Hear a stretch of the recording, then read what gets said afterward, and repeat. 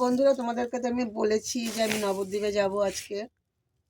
তা ফেসবুকের টাকা থেকে আমি কি কি কিনলাম তোমাদেরকে অবশ্যই শেয়ার করবো বলেছি, তাই শেয়ার করছি। দেখো, প্রথমে তোমাদেরকে দেখাই, আজকে আমি এনেছি আমার মার ঘরে দুজন গোপাল আছে, একজন আমাদের নবদ্বীপের আর একজন হচ্ছে বৃন্দাবনের।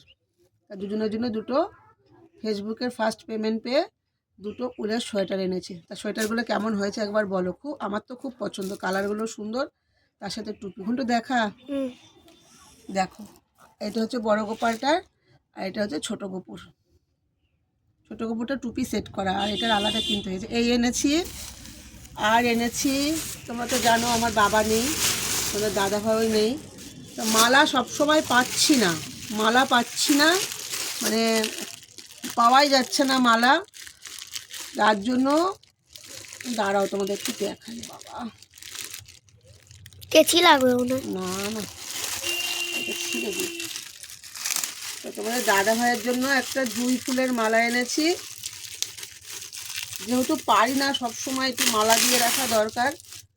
তা ওখানে বলছিলাম, তা বলছে যে জুঁই ফুলের মালা এগুলো সবাই নেয়, পরিয়ে রাখে। তা আমিও একটা এনেছি, একটা তোমাদের দাদা ভাইয়ের জন্য এনেছি, আর একটা আমার বাবার জন্য এনেছি।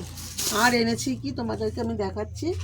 এই দেখো, এগুলো দেখা, এখানে 3 বান্ডিল কম্বল এনেছি। এই যেই কম্বলগুলো আমি সবাইকে দিতে চাই, মানে তোমাদের দাদাভাই যেটা দিতে চেয়েছিল, যেটা পারলো না, সেটা আমি তোমাদের দাদাভাইয়ের ইচ্ছা পূরণ করতে এটা দিতে চাই। এগুলো আমি হচ্ছে আমাদের বাজারে যারা আসে ভিক্ষা করতে, সেই বাবাদের মাদের, মানে দরিদ্র বাবা মাদেরকে আমি দেবো। আমার যেটুকু সামর্থ্য হয়েছে আমি সেটুকু তাদেরকে দিতে চাই। ঠিক আছে? মানুষের পাশে মানুষ যদি না দাঁড়ায়, তাহলে কারা দাঁড়াবে বলো?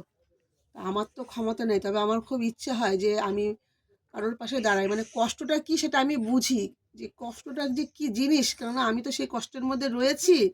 এই কষ্টটা আমি সত্যিই বুঝি। আর মানে কি বলবো, আমাদের জীবনটা যে এইভাবেই আমি জানি। আমাদের মানে আমার এমনটা সময় গেছে না বন্ধুরা, কি বলবো, আমি সারাদিনে দুটো ভাতও খেতে পাইনি, আমার এমন দিনও গেছে। তোমাদের দাদাভাইকে ডায়ালিসিস করিয়ে নিয়ে এসেছে, করিয়ে নিয়ে আসার পর যে তাকে যে একটুখানি ভাত, ভালো কিছু দিয়ে ভাত দেবো সেই ক্ষমতা আমার ছিল না। আমি নুন লঙ্কা দিয়েও তাকে ভাত দিয়েছি। এমন দিনে গেছে, ডায়ালিসিসে নিয়ে গেছি, আমি খেতে পারিনি। আমার আরও যাদের ডায়ালিসিস হতো তারা যখন জিজ্ঞেস করতো, কী রে রূপাদি খেয়েছিস, খেয়েছো, আমি তাদের সামনে দিয়ে বলতাম এই তো খেতে যাবো, মিথ্যা কথা বলে সাইড দিয়ে চলে গিয়ে ঘুরে আবার চলে আসতাম। কেন, যদি বলতাম যে খাইনি, তারা সবাই আমাকে ধরে খাওয়াতো। আমি একদিন খাবো, দুদিন খাবো, রোজ রোজ তাদেরটা খাবো, তাদেরকে কোনোদিনও খাওয়াতে পারবো না, সেটাও তো একটা কষ্ট। তাই আমি সবাইকে বলতাম যে হ্যাঁ এই তো খেয়ে এসেছি, তা নাহলে বলতাম এই তো খাবো। তা কষ্টটা কী জিনিস আমি বন্ধুরা বুঝি। তা যাই হোক, তোমরা একটু আশীর্বাদ করো আমাকে, আমি যেন এইভাবে যেন সবার পাশে যেন দাঁড়াতে পারি, তাহলেই চলবে, আর কিছু না। তো নমস্কার।